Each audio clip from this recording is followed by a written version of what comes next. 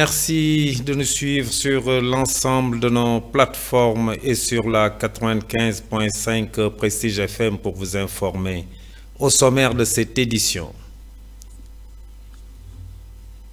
Université de l'entreprise, Thiès a désormais son campus. La cérémonie d'ouverture a eu lieu en fin de semaine au quartier Mbour 4.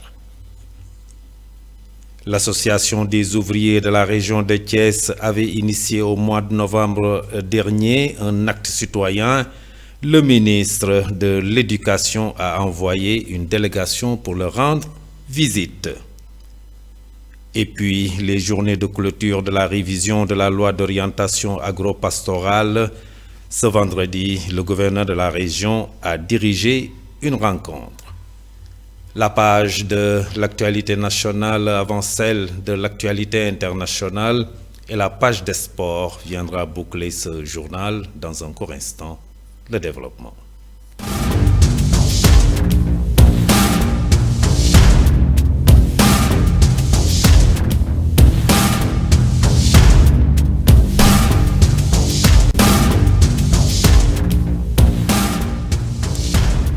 Mesdames, Mademoiselles, Messieurs, bonsoir et bienvenue dans ce journal. Créé en 1993, le groupe AFI Université de l'entreprise continue son rayonnement à travers le pays avec l'implantation d'un campus à Thiès. La cérémonie d'ouverture a eu lieu en fin de semaine au quartier Mbour 4. Ce campus moderne offre aux étudiants de Thiès et ses environs une opportunité exceptionnelle d'accéder à des programmes de formation de haute qualité. Pape Madi Koulibaly, le directeur général adjoint, donne plus de détails sur l'implantation de ce campus à Thiès. Le voici au micro de Moussa Mbaye. Alors tout d'abord, Thiès est une région carrefour qui offre vraiment beaucoup de potentiel, notamment dans plusieurs secteurs, notamment le textile, le tourisme, les mines et plein d'autres, et qui vraiment a beaucoup à offrir au Sénégal. Et donc nous, conformément à notre plan de développement, qui est aligné à la vision Sénégal 2050, nous estimons que nous pouvons aujourd'hui arriver avec une expérience de 30 ans pour vraiment faire profiter à la jeunesse et au cadre de la région de Thiès notre expérience de l'enseignement supérieur. Alors, donc d'abord, nous sommes une université qui a plus de 30 ans. Et alors, nous nous sommes toujours distingués par la qualité et l'excellence. Nous avons des programmes qui sont accrédités et nous avons formé des générations et des générations de leaders qui aujourd'hui parcourent le monde et apportent une plus-value à l'environnement socio-économique dans lequel ils évoluent.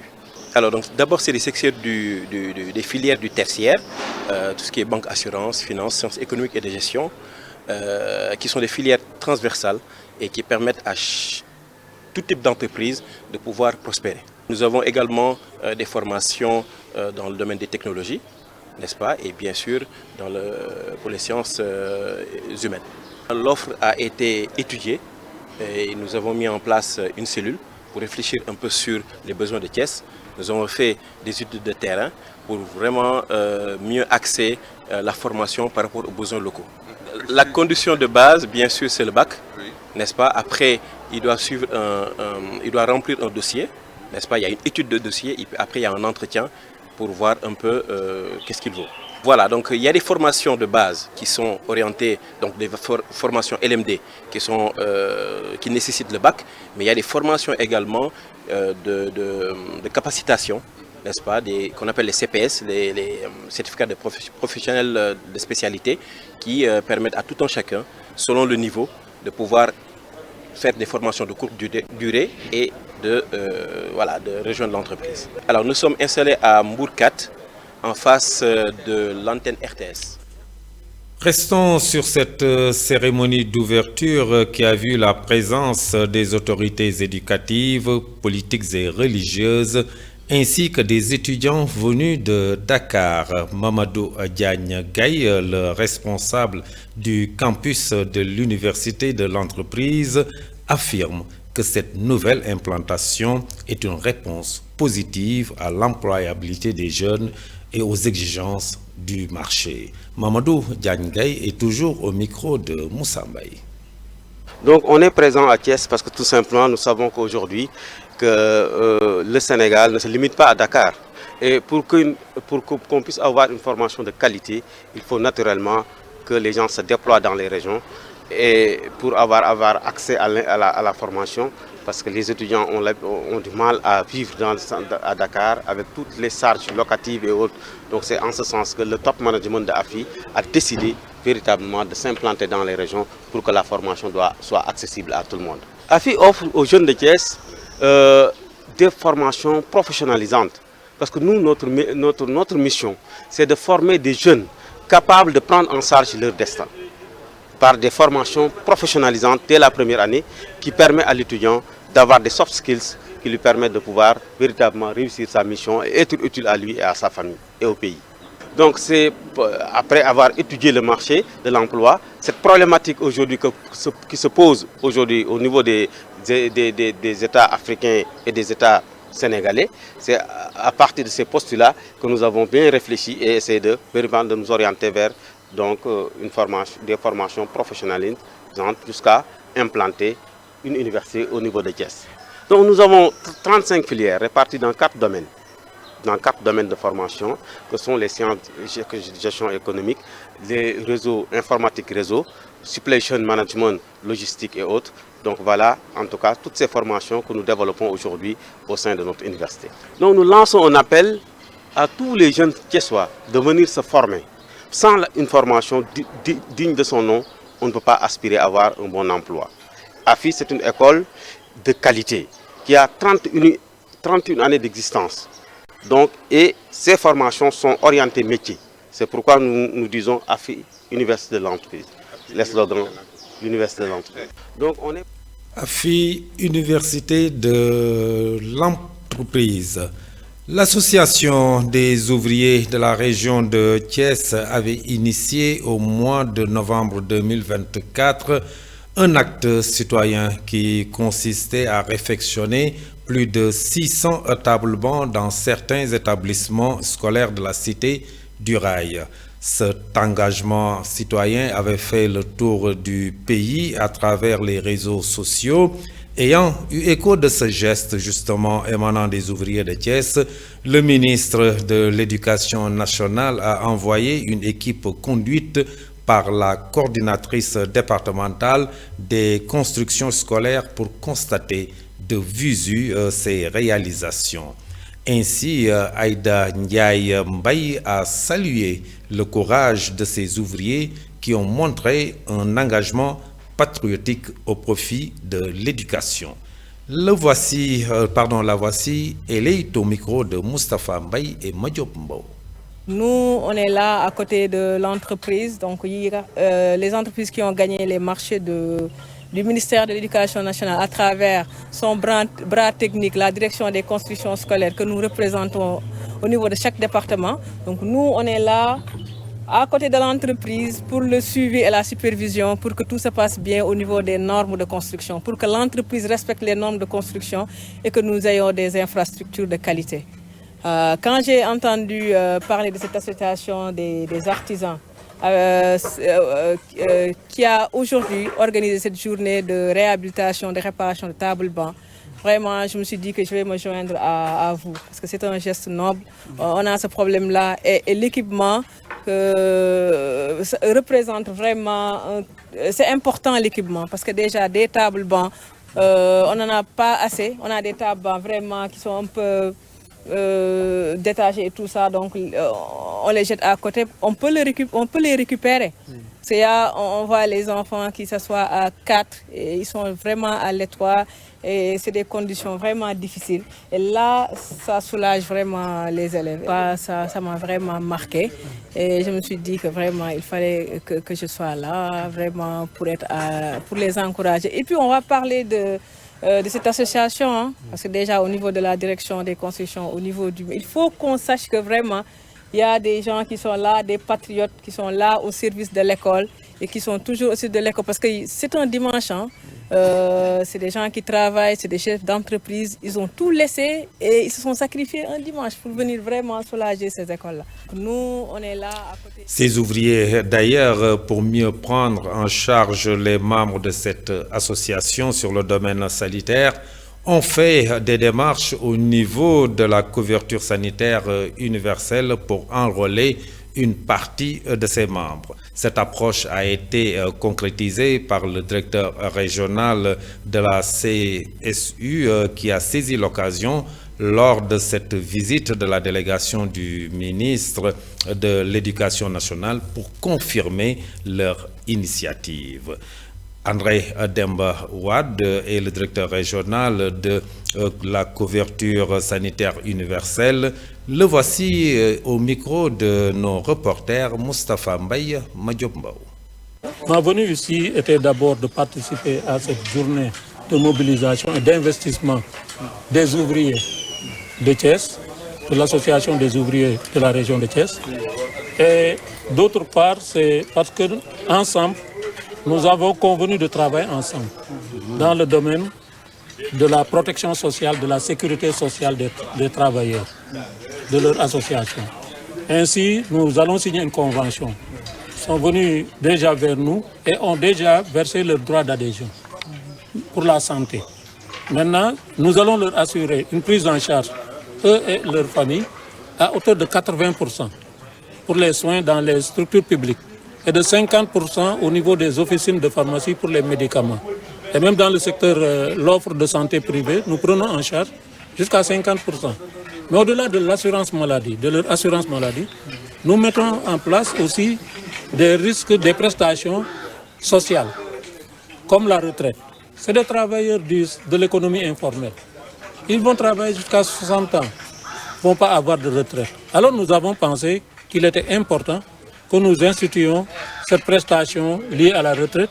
Ils vont cotiser et à 60 ans, ils perçoivent comme les travailleurs, les salariés, leur pension de retraite. Il y a la prestation familiale pour leurs enfants et leurs épouses. Ça aussi, nous mettons en place pour l'ensemble des travailleurs de l'économie informelle.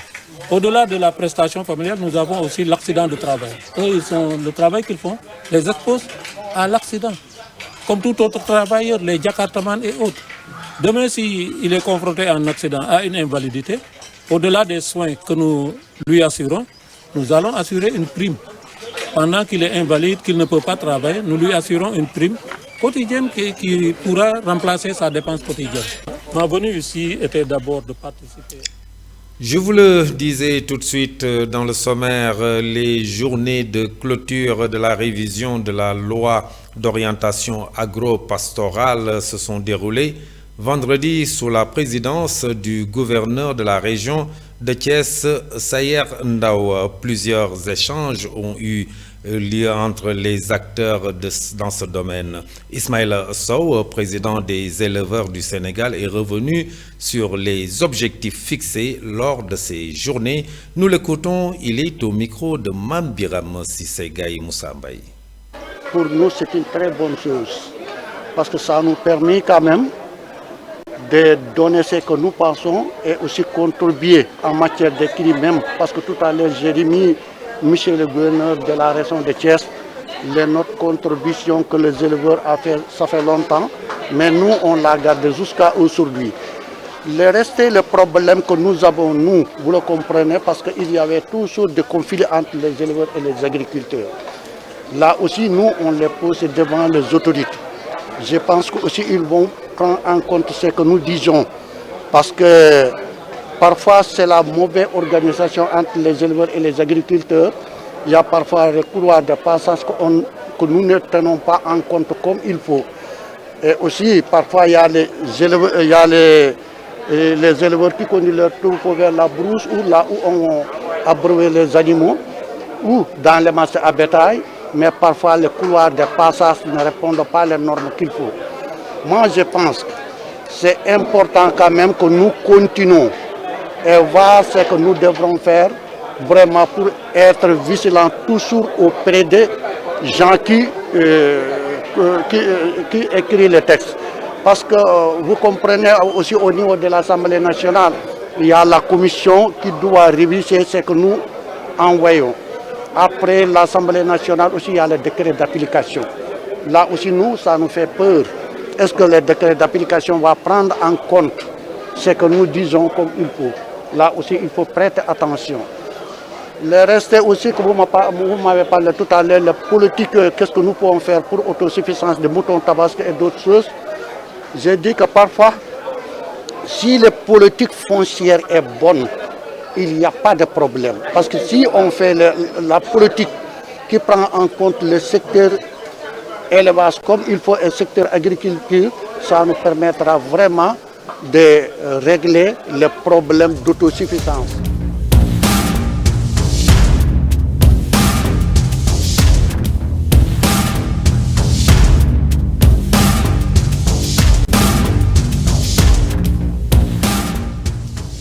Actualité nationale, trois choses ont retenu notre attention sur les attaques contre Diomaye et Sonko. Birame Souleye Diop désavoue certains militants de PASTEF. Dans l'administration, Bassirou Diomaye Faye exige une gestion rigoureuse des entreprises publiques et dans l'université de Sine Saloum, le SAES décrète 48 heures de grève. Mam Biram Sissegaï. L'actualité nationale, le syndicat autonome des enseignants du supérieur SAES et de l'université du Sine Saloum El Hadj Ibrahima Niass décrète une grève de 48 heures, soit c'est lundi 20 et mardi 21 janvier 2025. Dans son communiqué, le syndicat soulève le retard de livraison des chantiers. L'USEN traverse des difficultés majeures qui risquent de réduire à néant tous les efforts consentis jusqu'ici pour la mettre en place. Pour rappel, l'USEN compte un effectif de 48 enseignants permanents pour un total de 7000 étudiants. Ainsi, le syndicat autonome des enseignants du supérieur exige la livraison dans les meilleurs délais de tous les chantiers de l'USEN, tel qu'elle a annoncé par le MESRI lors de sa dernière visite en octobre 2024. Parle autre chose, le président, ce lundi, la première conférence des administrateurs et ménagers publics contre le chef de l'État, Bassirou Diomaye Faye, a attiré l'attention des administrateurs sur l'importance d'une gestion rigoureuse des entreprises publiques qui, selon lui, doivent être administrées selon les meilleurs standards internationaux. Celle-ci, a-t-elle précisé, ne saurait constituer un fardeau pour la nation. À ce titre, il a demandé au Premier ministre de définir une liste précise d'entreprises publiques stratégiques, parmi lesquelles la Sénélec, Petrosen, la Poste, Air Sénégal, la SAR, le port autonome de Dakar, entre autres. Terminons avec le président de la République, son Excellence Bassirou Diomaye Faye et son Premier ministre Ousmane Sonko ont fait l'objet d'attaques de la part des militants de PASTEF à la suite de nominations à des postes étatiques des Sénégalais accusés d'avoir soutenu le président Macky Sall. C'est ainsi que président du séminaire des femmes patriotes de Thiès sur le référent Sénégal 2050, Birame Souleye Diop, ministre de l'Énergie, du Pétrole et des Mines, a exhorté les militants et sympathisants de PASTEF à la retenue à l'encontre de l'autorité. C'était tout pour cette page de l'actualité nationale.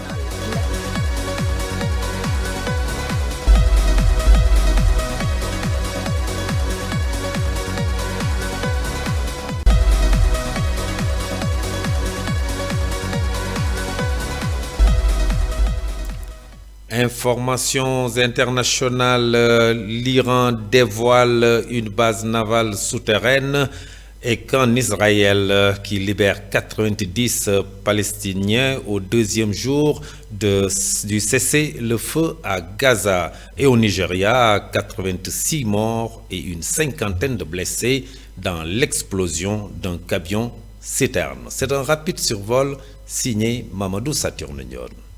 Au Nigeria, le bilan de l'explosion du camion citerne dans le centre du pays s'élève à 86 morts et une cinquantaine de blessés. Une foule s'était approchée du camion pour récupérer de l'essence quand ce dernier a explosé. Le président nigérian Bola Ahmed Tinubu a déploré l'incident dans un communiqué et a ordonné le lancement d'une campagne de sensibilisation aux risques et dangers que représente le siphonnage de carburant. Quittons l'Afrique de l'Ouest pour le Moyen-Orient où Israël a libéré 90 Palestiniens de prison dans le cadre du cessez-le-feu à Gaza. Les détenus concernés sont tous des femmes et des mineurs selon une liste fournie par la Commission des affaires des prisonniers de l'autorité palestinienne.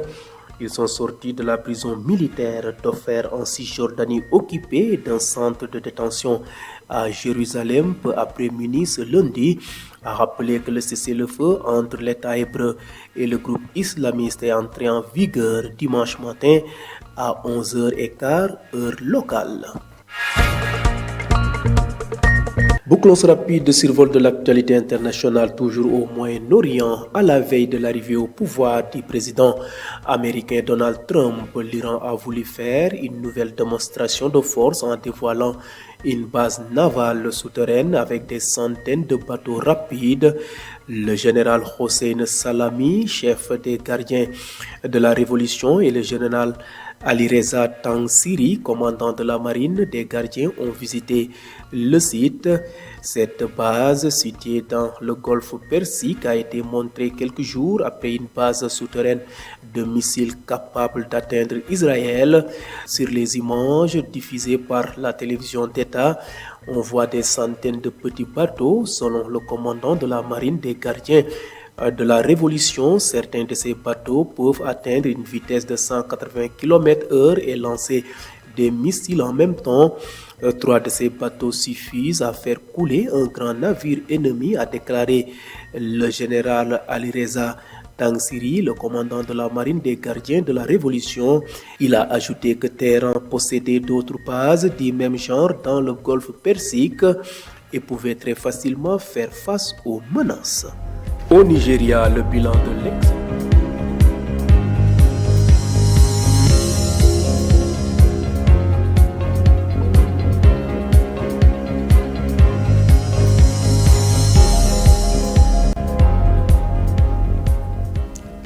Page de l'actualité sportive en Premier League, Iliman Ndiaye et Gana Gueye assomment Tottenham de Pape Matar Sarr. Et en Ligue professionnelle 1, le Casa Sport et Teungueth FC se neutralisent, alors qu'en Coupe CAF, l'USM Alger élimine le Jaraaf de Dakar. La page de l'actualité sportive, c'est avec Ibrahima Sarr.